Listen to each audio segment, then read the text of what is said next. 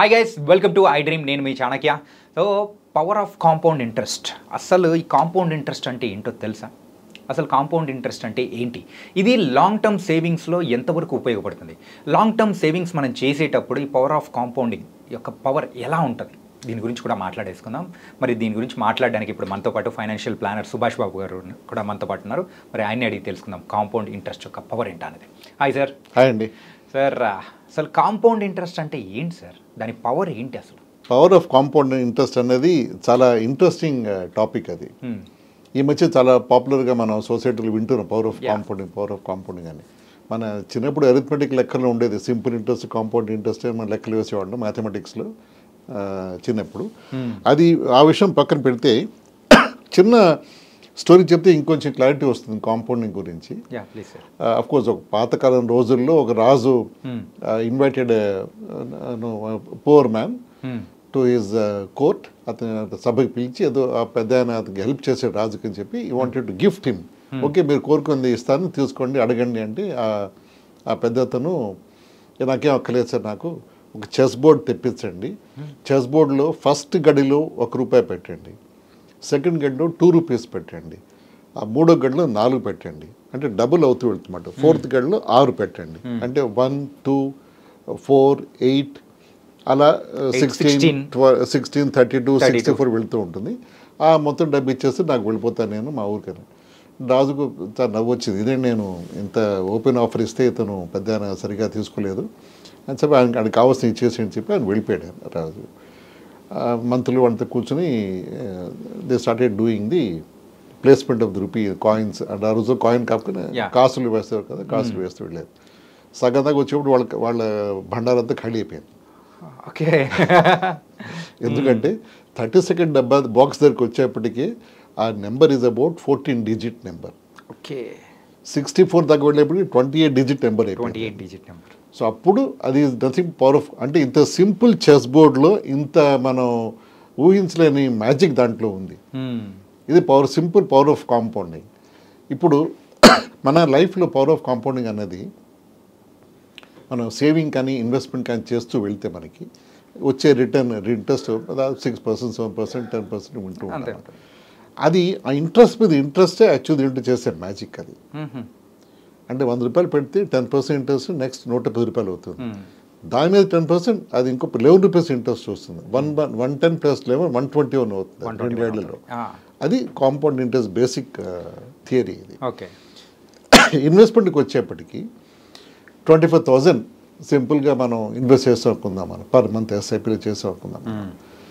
అది 10 ఏళ్లలో expected to be touch around 58 lakhs.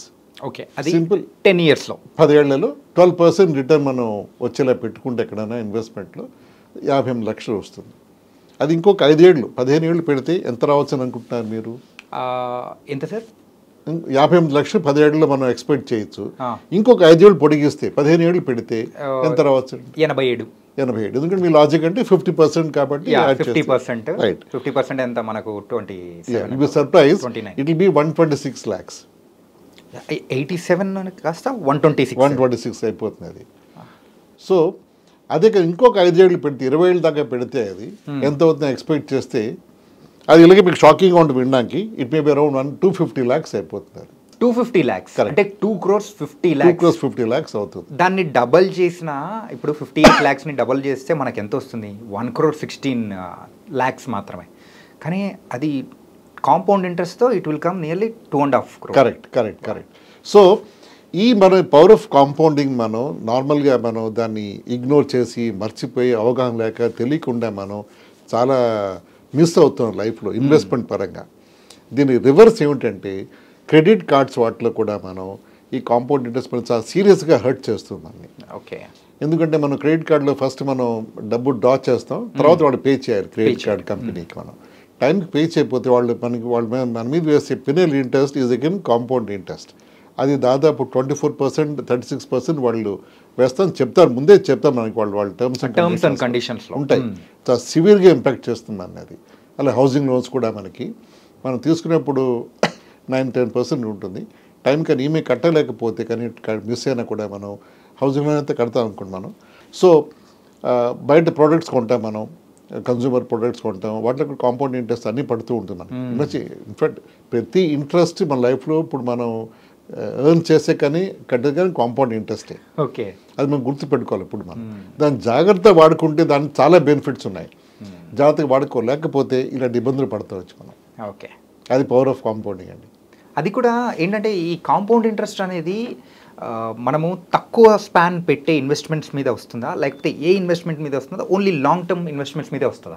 A investment వస్తుంది యాక్చువల్లీ, ఏ ఇన్వెస్ట్మెంట్ మీద అంటే ఎంత టైం పెట్టినా కానీ దాని తగ్గట్టు వస్తుంది. కరెక్ట్. కానీ కాంపౌండింగ్ మ్యాజిక్ కనిపించేది ఓవర్ టైం. ఇందాక చెప్పా కదా, 5 ఏళ్ళు ఇంత వస్తుంది, 10 ఏళ్ళు డబుల్ కాదు, మోర్ దాన్ డబుల్ అయిపోతుంది. 20 ఏళ్ళు మోర్ దాన్ డబుల్ అయిపోతుంది. అది ఆ టైంతో చాలా విపరీతంగా పెరిగిపోతుంది.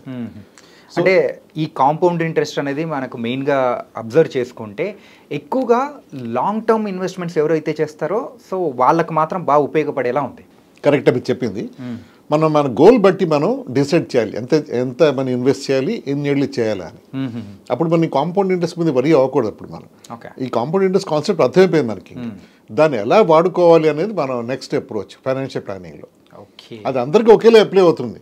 మీకు అదే అవుతుంది, నాకు అదే అవుతుంది. మీకు ఒక గోల్ 10 ఏళ్ళు ఇంత డబ్బు కావాలని ఉంది, ఇంత ఎస్ఐపి చేయాలి, ఇంత ఇన్వెస్ట్మెంట్ చేయాలని ఉంది. నాకు 15 ఏళ్ళు ఇంకొంచెం హైయర్ గోల్ ఉంది, నాకు ఇంకొంచెం ఎక్కువ అమౌంట్ ఇన్వెస్ట్ చేయాలి, నాకు వస్తుంది నా లెక్కల్లో. అది మనం స్ట్రిక్ట్గా డిసిప్లిన్గా వెళ్తే మనం దాని ఇద్దరు అచీవ్ చేయగలం మన గోల్స్ మనం. Okay, it was very nice sir.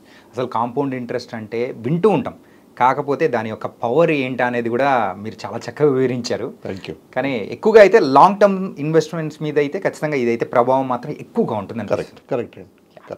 Thank you so much sir. Thank you. So guys, మరి లాంగ్ టర్మ్ ఇన్వెస్ట్మెంట్స్ ఎవరైనా చేయాలని ప్లాన్ చేస్తున్నారో సో వాళ్ళకి మాత్రం ఆ కాంపౌండ్ ఇంట్రెస్ట్ గురించి మీకైతే నాలెడ్జ్ అంతో ఇంతో వచ్చే ఉంటుంది కదా.